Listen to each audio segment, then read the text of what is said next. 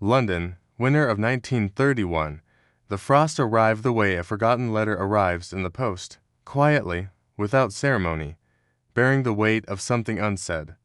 The gas lamps along Cornwall Street flickered against a biting wind that slipped like a restless ghost between iron railings and cobblestones. It was a night when the city seemed to hold its breath, bracing for a story not yet told but already felt. At the end of the street stood an old boarding house, its bricks the color of dried tobacco and its windows glinting like tired eyes refusing to close. Inside lived a collection of souls who, by the odd arithmetic of life, had found their way into the same creaking halls. Among them was Eleanor Marin, a young school-teacher with a quiet voice and a heart shaped by too many nights spent listening to her own thoughts. On this night, Eleanor climbed the stairs to her room, gloved fingers tracing the wooden banister. She paused at her door, feeling a strange heaviness in the air and unusual stillness, as though something waited just beyond the edges of the ordinary. Inside, her room was small but warm. She shut the door with a soft click, sat by the window, and watched the frost blooming on the glass, delicate white feathers creeping outward like a secret being written slowly, patiently. She lifted her hand and drew a line through the frost.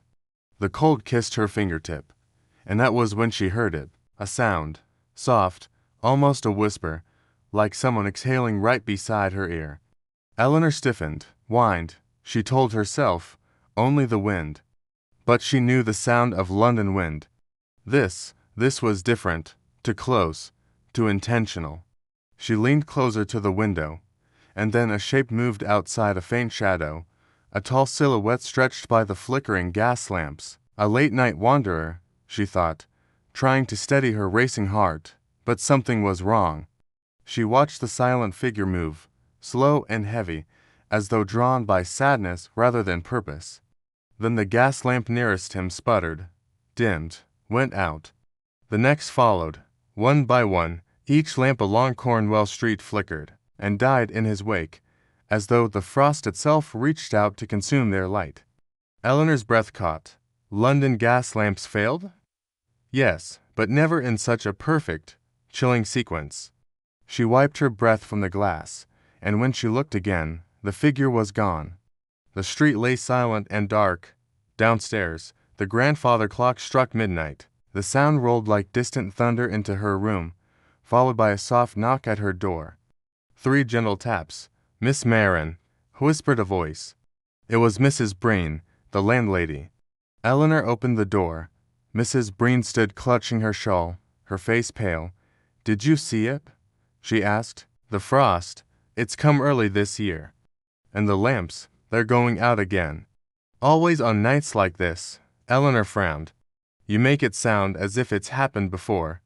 Mrs. Breen's gaze drifted toward the dark staircase. "Only twice in my lifetime," she said, her voice trembling. "The first time I was a girl. The second was the winter before the war took my husband. Both nights, there were reports of a man wandering the streets. A man who brought the frost with him. A draft curled through the hallway, carrying an icy whisper that made both women shiver.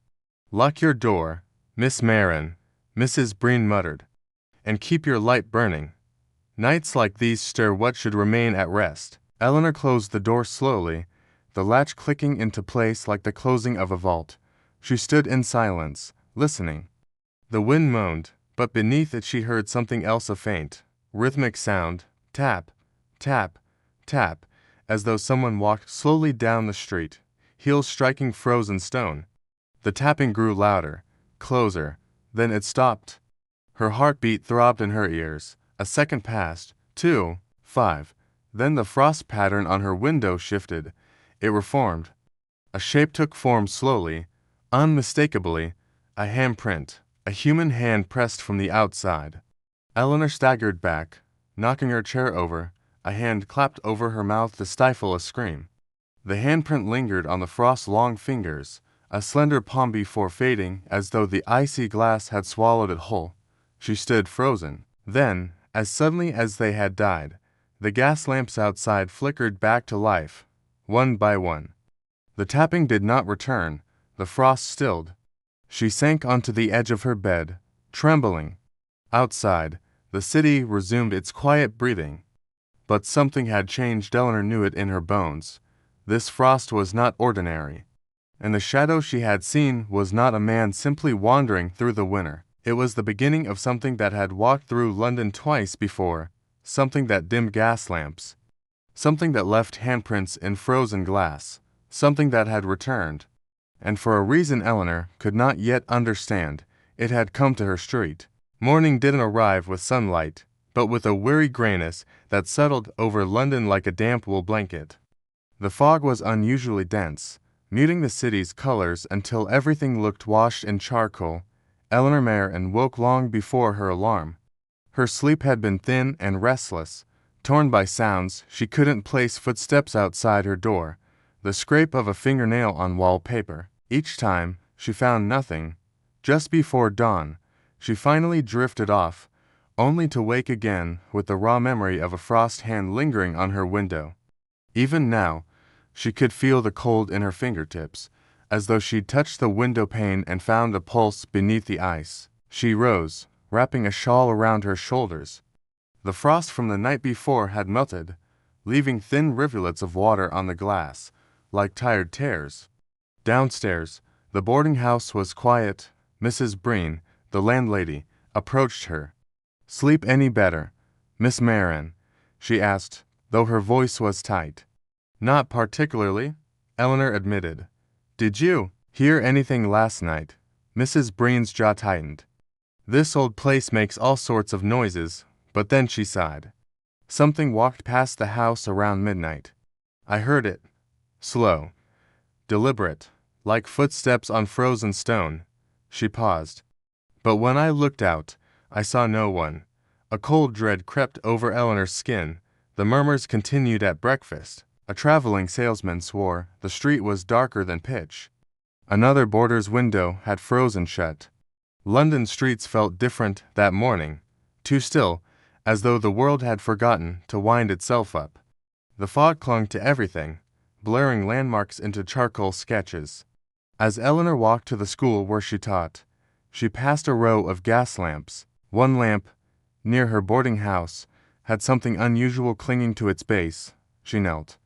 A thin sheet of frost lay across the iron, its pattern too intricate to be natural. It looked like delicate handwriting. A carriage rattled nearby, and a man stepped out of the fog, his hat shadowing his face. He walked with a strange calmness that didn't suit the biting cold. He paused near the lamp, near her. "Cold morning," he said, his voice like smoke. He studied the frost. "You shouldn't get this kind of ice so early in December. You've noticed too," she said, surprised. He gave a small, cryptic smile. "London remembers things. Its streets, its lamps, its walls. They all keep records." Eleanor stiffened. "Records of what?" The man's gaze shifted over her shoulder. Then he stepped back and vanished into the fog. Even the children at school seemed unsettled, glancing toward the frosted windows. That evening, the fog thickened into a heavy curtain. As Eleanor walked home, she saw a lamplighter adjusting a wick. "Evenin', miss," he said, frowning. "It's strange. I was along this street an hour ago. All the lamps were burnin' fine. But by the time I walked back, 4 of 'em had gone out. Something else is blowin' 'em out." A gust of wind swept down the street, carrying a faint sound. Tap, tap, tap. Footsteps, slow, measured, approaching through the fog. A shadow emerged, tall, indistinct, moving with a heavy, deliberate gait. The lamplighter stepped back, gripping his pole like a weapon. "Who's there?" he shouted. The shadow didn't answer.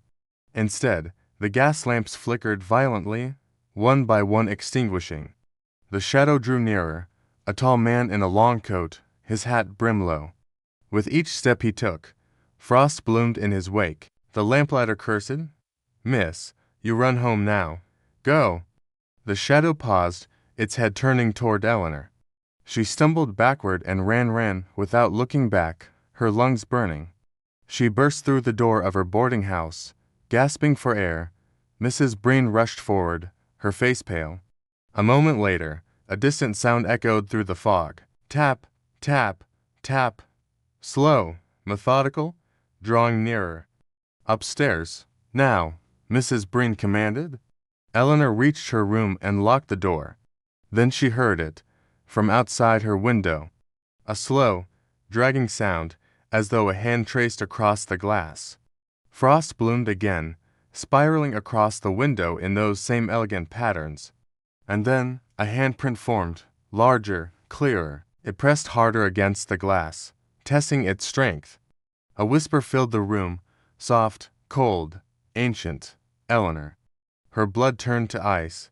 The gas lamp outside died with a sharp hiss, and the room fell into darkness. The darkness after the whisper felt alive. Eleanor stood perfectly still, her breath caught halfway between a gasp and a prayer. The room was blacker than it should have been. The single lamp she had left burning had been snuffed out as though an invisible thumb and forefinger had pinched its flame. Across the room, frost tightened on the window glass with soft crackling sounds. A handprint remained pale, perfect, impossibly detailed. Eleanor could make out the long shape of the fingers, the faint curve of the palm, even the delicate whirls of the fingertips. Then, the hand on the glass twitched. Just slightly, just enough to make her knees weaken. She stumbled backward, knocking into her desk, papers scattering like frightened birds. Her heartbeat throbbed in the silence, too loud, too human. A second handprint appeared on the frost. And another. 3. Someone stood outside her window, hands pressed flat against the glass as though longing to break through. A cold breath drifted through the cracks in the old wooden frame. The air tasted metallic, heavy, ancient. Eleanor backed toward the door, fingers shaking as she found the latch. It clicked loudly in the darkness. Too loudly, the handprints froze. The house fell silent. Then, a slow scrape dragged across the window, like fingernails tracing the frost. Eleanor fled. She yanked open the door, stumbled into the hallway, and slammed it shut behind her. Her breath came in sharp bursts. The hallway was dim, flickering oil lamps casting uneven gold over the narrow walls. Mrs. Breen, her landlady, hurried out of her own room. "My word," she whispered. "I heard your scream." "I didn't scream," Eleanor said, trembling. "I couldn't. You're white as parchment."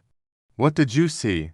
Eleanor swallowed hard. "There was a man outside my window.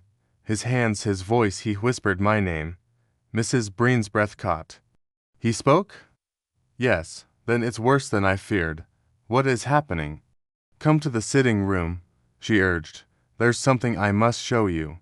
Quickly now, they hurried to the small sitting room near the kitchen. A fire burned in the hearth, offering a warmth that felt desperate rather than comforting. Mrs. Breen shut the door and turned the key. She crossed to a wooden cabinet and pulled out a small box wrapped in faded cloth. Inside was a stack of old letters, yellowed, brittle, bound by string. "These were my mother's," Mrs. Breen said softly. "They tell of something that happened in her youth, something that returned tonight. It was the winter of 1883. London froze harder than anyone could remember, and people swore they saw a man walking beneath the gas lamps, tall, silent, wrapped in fog." Eleanor leaned forward.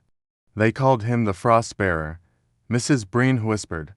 "A man made of winter, a presence that moved wherever the cold was deepest. Some said he was a lost soul, condemned to wander London each time the frost grew strong enough to bridge our world and his.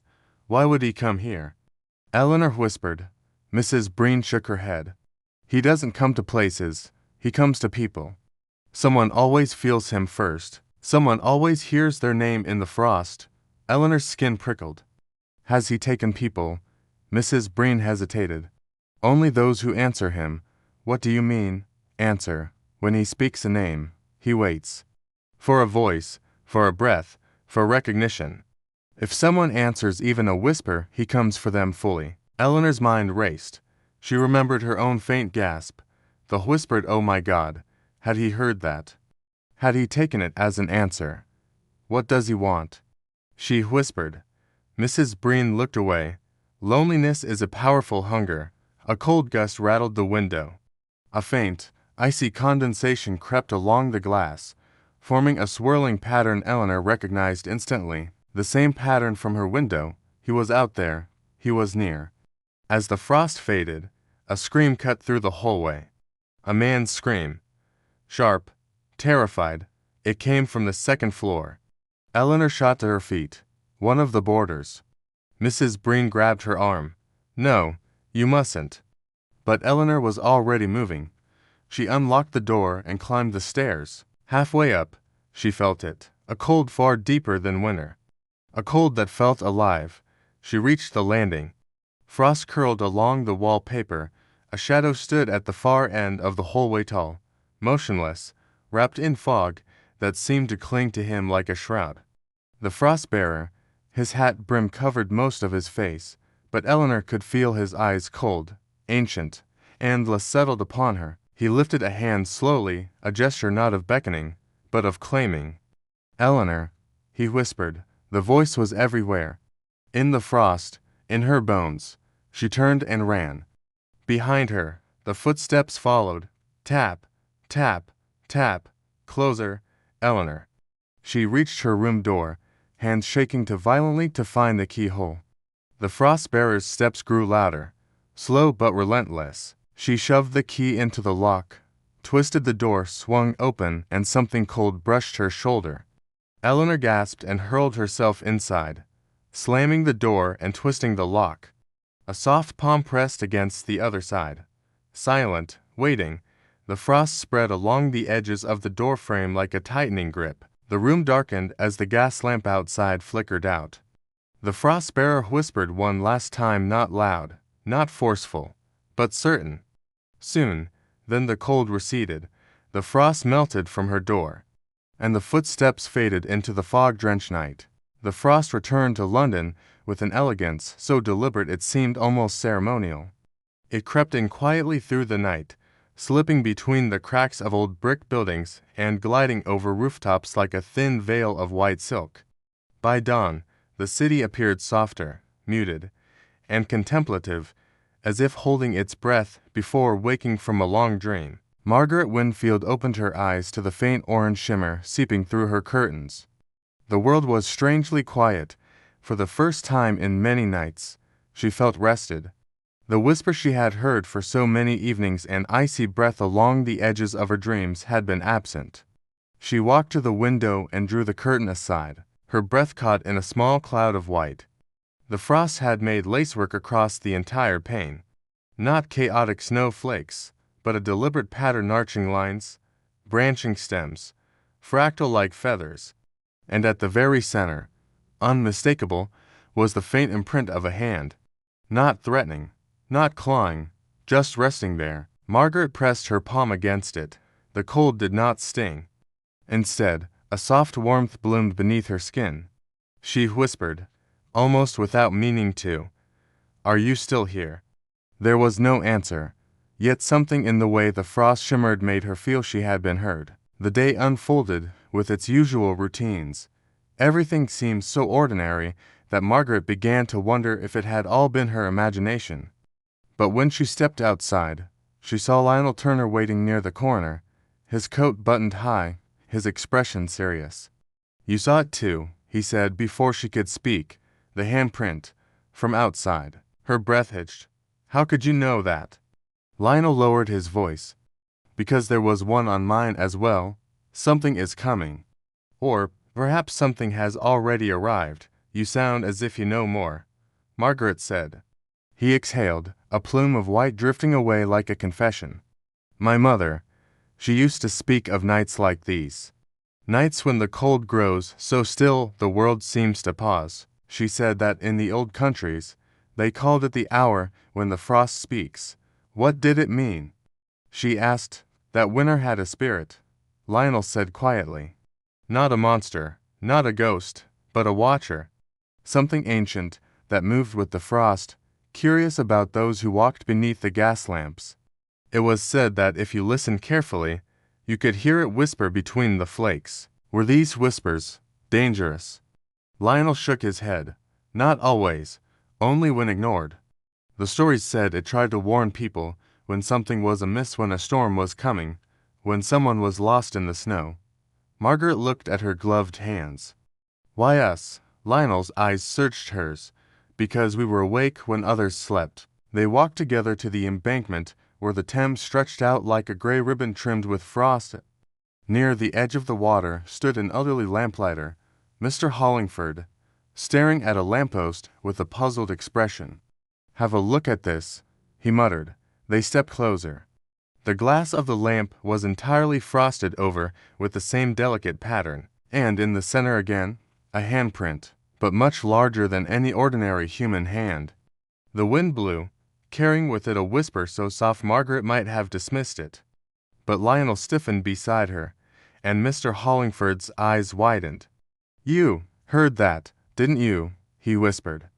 Whatever's stirring tonight, it ain't meant for ordinary folk. Night returned with a gentle weight. The frost grew deeper, the world quieter. Margaret sensed a presence waiting near her doorstep. She stepped outside. At the far end of the street, Lionel emerged from the shadows. The whispers, he said, they're louder tonight. Margaret nodded. They want us to follow. The frost on the stones glowed faintly, creating a path that led toward the river. The city seemed suspended, paused in time. Every footstep sounded crisp. The frost brightened as they approached the Thames, as though illuminated from beneath. And then they saw it. Near the water's edge, standing beneath a flickering gas lamp, was a shape. It resembled the figure of a man, but its outline shimmered like frost caught in moonlight, translucent, luminous, but undeniably present. Its face was peaceful, its posture calm. The figure lifted its hand. Frost gathered in the air around its fingers, forming a delicate pattern that spread outward like a silent blossom. And when the wind moved through it, Margaret heard a voice. Not words, but a feeling, a message. The cold is deepening. Do not fear it. The world is shifting. You are meant to witness it. And then, one more whisper, gentle as falling snow. Follow the frost, and you will never be alone. Slowly, gracefully, the figure dissolved into drifting flakes of light that scattered across the river. Margaret stood very still. The frost beneath her feet pulsed gently, like a heartbeat. Lionel touched her arm. We were chosen to hear it. Margaret looked toward the glowing river, the frost-lined lamps, the silent city. No, she said softly, we were chosen to remember. And as the first snowflakes of a deeper winter began to drift down, the frost along the London gas lamps shimmered not with cold, but with quiet companionship. A winter spirit watching, a city dreaming, and to souls no longer alone beneath the glowing lamps of 1930s London.